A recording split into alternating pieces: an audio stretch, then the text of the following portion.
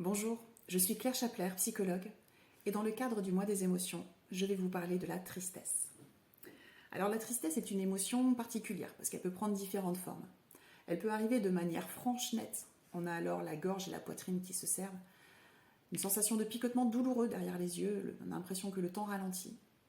Et puis des fois, elle est juste là, au creux de nous. On ne sait pas vraiment pourquoi, mais on a l'impression qu'elle tapisse notre âme. Quelle que soit sa forme, la tristesse s'accompagne toujours de cette sensation de lenteur et de lourdeur. Alors de quoi nous parle cette émotion ? La tristesse arrive quand notre être profond comprend que ce qui était n'est plus et ne sera plus.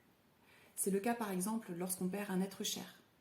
Mais ça peut aussi être le cas pour des sujets qui semblent sur le papier beaucoup plus légers, comme changer de taille de pantalon par exemple. C'est également le cas quand on perd espoir.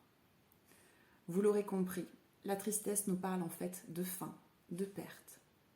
Elle marque le passage entre un avant que nous connaissions et un après qui nous est inconnu. Bon, elle permet aussi de faire de magnifiques chansons. Mais sinon, c'est une émotion qui n'est vraiment pas agréable. On a l'impression d'être dépossédé de sa vigueur, de son énergie. Et pourtant, la tristesse est un allié d'une bienveillance extrême, justement parce qu'elle nous invite à prendre le temps. Elle nous invite à prendre notre temps. Le temps de dire au revoir, le temps de reprendre des forces, et bien d'autres choses encore. Et tout ça, nous le verrons beaucoup plus en détail le jeudi 2 mars, dans le cadre du mois des émotions. D'ici là, je vous souhaite une très belle journée, et je vous dis à bientôt pour une nouvelle émotion.